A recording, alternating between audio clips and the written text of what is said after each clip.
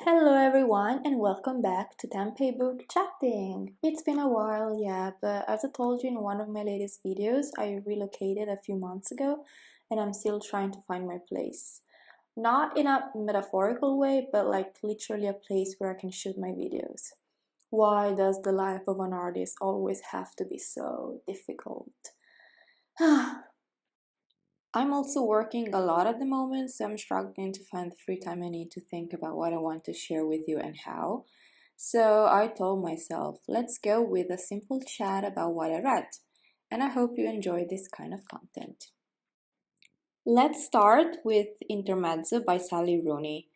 This was my second encounter with Rooney, the first being Normal People, which I remember shattered my soul.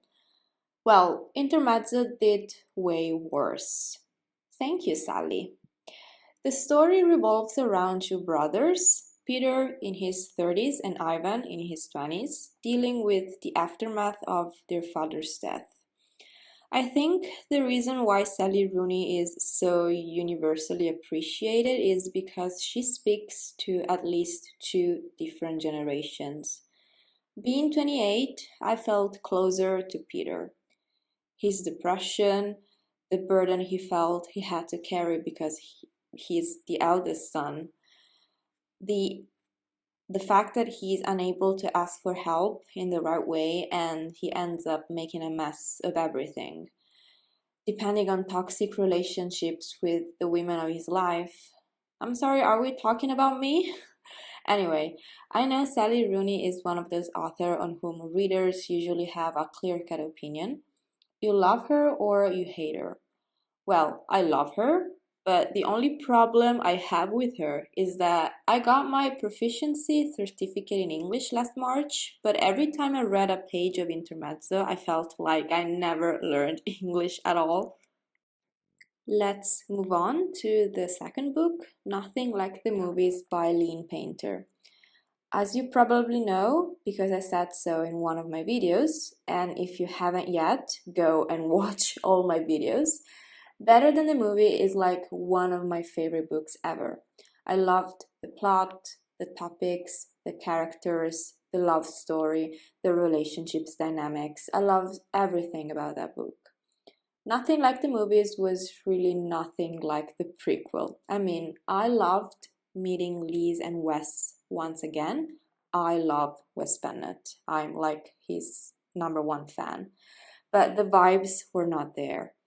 One thing I particularly disliked about it was the unnecessary sexual tension built throughout the pages, which never resulted in a spice scene. Don't get me wrong, I'm not saying that spice is necessary, but I didn't like the way it was hinted at here. I think it would have been better without all those pointless hints. So overall, it was a nice reading, but definitely not my favorite. I love Lynn Painter when she writes a young adult. I also read The Do-Over and I loved it, but her new adult stories, I'm not very convinced.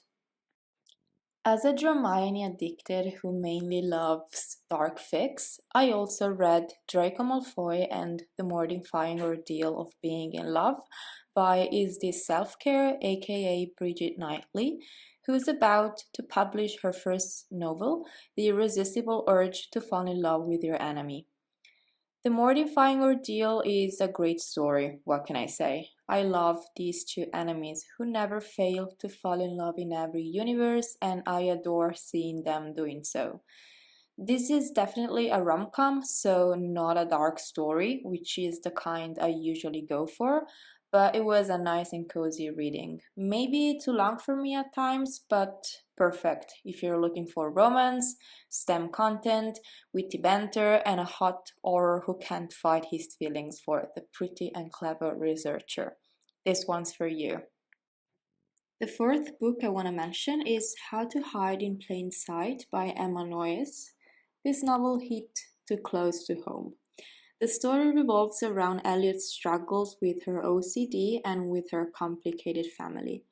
Alternating flashbacks of her teenage years and present, the author perfectly depicts how the mind of an OCD sufferer works, The pain, the tiredness, the constant fear, the feeling of being misread and misunderstood. I guess I liked the flashbacks more than the events of the present, maybe because it was a bit too focused on the love interest for me. But if you want to read a realistic depiction of OCD and what it means to live with it every single day of your life, then you should read it. Last but not least, the book that became one of my favorites, I Who Have Never Known Man by Jacqueline Harpman. I'll start with the only downside of this book, which is completely subjective, and it's the fact that there are no chapters or paragraphs. Although it's very short, it took me a while to finish because I need chapters, I need paragraphs. Ugh. Anyway, this book is a gem. After turning the last page, I felt changed. I kept staring at the ceiling with that mixture of emotions stirring in my chest, feeling happy that I was able to experience all this. The power of words is unbelievable. What's special about this book is not the plot, but the way the author conveyed the feelings of the protagonist. So, the way she went from feeling excited after escaping the cage to feeling despaired at the end of her solitary adventure. The last line of this novel is probably one of the saddest I've ever read in my life. If you like dystopians and if you're ready and willing to accept that you'll never get the answer you need, then please read this book. This is what is so special about this novel. It is so true. Sometimes things happen and we cannot control them, but most importantly, we never know why they happen. Like, we waste so much time suffering because we ask ourselves, why did this thing happen to me? Why is this particular thing happening to me? What did I do? The answer is that we don't know. So sometimes you just have to let it go. You just have to accept that sometimes you will never know the answer. You will never know why. This is the core of this novel. This is what makes this novel so uncomfortable, I think, because you read the pages and page after page, you're like, why is this happening? What's the point? We don't know. You will never have the answer. So it's disturbing. It's disturbing. But this is the core of the novel. The fact that you never know why. Sometimes you never know why, but you live with it. You live with it. So yes, I loved this novel. I love this novel. I'm very emotional right now.